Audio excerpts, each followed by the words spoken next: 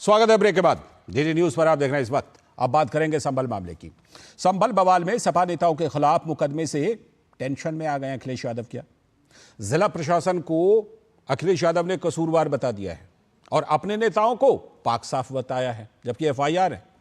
आज सपा वहां पर 12 सदस्यीय टीम को भेज रही है संभल, लेकिन पुलिस ने कहा है कि 3 दिनों तक किसी को वहां जाने की इजाजत है नहीं।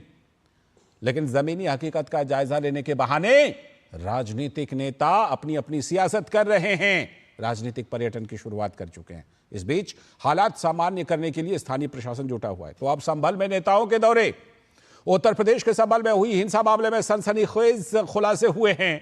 पुलिस ने सपा सांसद जियाउर रहमान बर्क को आरोपी नंबर 1 बनाया है। मामले में अब तक पुलिस ने कुल 7 एफआईआर दर्ज किए हैं।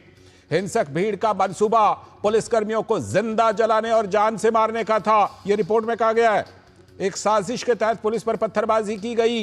योजनाबद्ध तरीके से जामा मस्जिद सर्वे को रोकने की कोशिश की गई।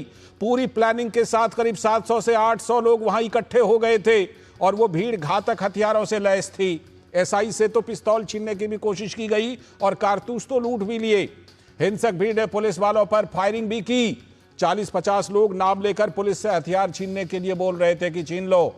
पुलिसकर्मियों को आग लगाकर मारने की भी आवाजें सुनाई दी कि मारो पुलिस वालों को। तो सपा सांसद जियाउर रहमान बर्क ने भड़काऊ बयान दिए, ये एफआईआर की रिपोर्ट कहती है।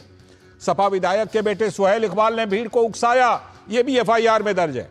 मामले में अभी तक पुलिस ने 25 लोगों को गिरफ्तार कर लिया है, लेकिन सपा नेताओं के खिलाफ हुए मुकदमे से अब अखिलेश यादव टेंशन में है। अखिलेश यादव ने जिला प्रशासन को कसूरवार बताया, अपने नेताओं को पाक साफ बताया। आज सपा अपनी 12 सदस्यीय टीम को भेज रही है संभल। इस बीच राहुल गांधी के भी संभल जाने की कोशिशों की खबरें मिल रही हैं। पुलिस ने 3 दिनों के लिए वहां पर निषेधाज्ञा लगा रखी है। 163, जिसे पहले 144 कहते थे। किसी भी बाहरी लोगों को संभल जाने की इजाजत नहीं है।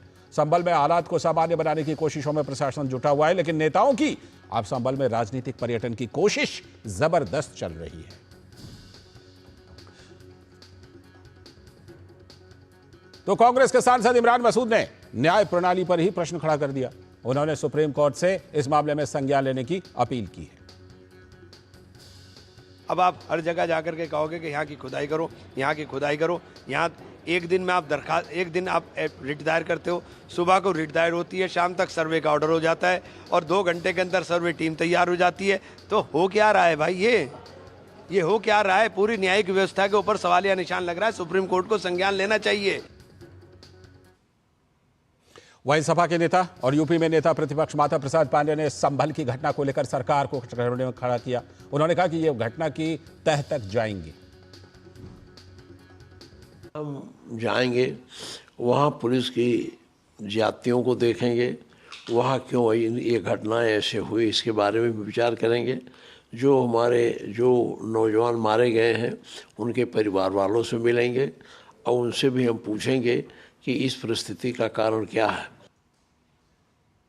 और उत्तर प्रदेश के उप मुख्यमंत्री केशव प्रसाद मौर्य ने कहा कि जो खुद हिंसा करते रहे हों उन्हें ऐसी बातें नहीं करनी चाहिए। स्वयं हिंसक लोग होते हैं, उनको इस प्रकार की भाषा बोलने की जरूरत नहीं। मुकदमा लिखा गया है, विवेचना हो रही है, उस पर जो कार्रवाई होगी होगी। इस बीच संभल के डीआईजी मुनिराज जी ने बताया कि दुकानें खुल गई हैं, स्थिति सामान्य हो रही है। सीसीटीवी फुटेज के आधार पर लोगों की पहचान की जा रही है। संभल में सुबह से सभी सामान्य लग रहा है, सभी दुकानें खुली है, लोग आगमन सभी अच्छी है, सब ठीक ठाक चल रहा है। अभी तक फिलहाल कोई दिक्कत नहीं, पूरी संभल अब शांति से चल रहा है, कोई दिक्कत नहीं है। सीधे जुड़ते हैं अपने संवाददाता नीरज सिंह से, जो ग्राउंड जीरो पर इस समय मौजूद है। नीरज, जिस तरह से वहां से रिपोर्ट आ रही है, सबसे पहले तो यह बताइए कि हालात कैसे हैं, और दूसरा, इस बीच राजनीतिक पर्यटन की भी भरपूर कोशिश हो रही है। कहां पर रोके जा रहे हैं वो लोग? देखिए, बिल्कुल राजनीतिक पर्यटन की कोशिश हो रही है और नेताओं का काम है। आप देखें कि अभी स्थिति पूरी तरीके से सामान्य नहीं हुई है और नेता यहाँ पर आने के लिए कोशिश करें। हालांकि जिला प्रशासन ने स्पष्ट कर दिया है कि 1 दिसंबर तक किसी भी बाहरी व्यक्ति को यहाँ पर नहीं आने दिया जाएगा। अभी जांच भी चल रही है। इससे पहले मैं कुछ दृश्य दिखा दूं। लालचंद, ये बाजार का इलाका है और यहाँ पर आप देखें कि पूरी तरीके से सामान्य जो स्थिति है वो आपको दिखाई देगी। दुकानें यहाँ पर खुली हुई हैं और जो लोग हैं वो आ जा रहे हैं। किसी तरह की जो परेशानी है वो लोगों को नहीं उठानी पड़ रही। हालांकि जो जामा मस्जिद का इलाका है उसके आसपास अभी भी हम कह सकते हैं कि जो दुकानें हैं वो बंद है, लेकिन पूरे हम अगर संबल की बात करें तो किसी तरह की परेशानी नहीं है। दूसरी, इंटरनेट सेवा बंद थी, लेकिन कुछ एक जो मोबाइल प्रोवाइडर है उनकी इंटरनेट सेवा को बहाल किया गया है। आप इस समय जूम के माध्यम से मैं आपसे जुड़ा हुआ हूँ संबल से, तो आप समझ सकते हैं कि यहाँ पर इंटरनेट जो फैसिलिटीज है वो मिल रही है। दूसरी सबसे बड़ी बात है कि जो संबल के आसपास के जो तहसील है या ब्लॉक है, वहां पर अभी तक स्कूल बंद थे पिछले 2 दिनों से, लेकिन वो स्कूल खुल गए। हमने एक रिपोर्ट भी भेजी थी और इसमें दिखाया भी था कि किस तरीके से जो बच्चे हैं वो अब स्कूलों में अपनी पढ़ाई कर रहे हैं। तो निश्चित तौर पर धीरे धीरे सामान्य होता जा रहा है संबल, लेकिन हाँ, जो राजनीतिक दलों से जो लोग हैं, आप देखें कि जिनके ऊपर FIR भी हुई है और तमाम तरह के आरोप भी लगे हैं, वो अब एक राजनीतिक यहाँ पर टूरिज्म शुरू करना चाहते हैं, तो वो बिल्कुल ठीक नहीं है। प्रशासन ने उसकी किसी भी तरह की अनुमति बिल्कुल ये इस समय संभल के लिए जरूरी भी है। हम आगे आपसे संभल पर ग्राउंड रिपोर्ट लेते रहेंगे, लेकिन फिलहाल वक्त की कमी है। बहुत बहुत शुक्रिया नीरज, जुड़ने के लिए और ताज़ा हालात बताने के लिए। और इसी के साथ आज के इस वक्त में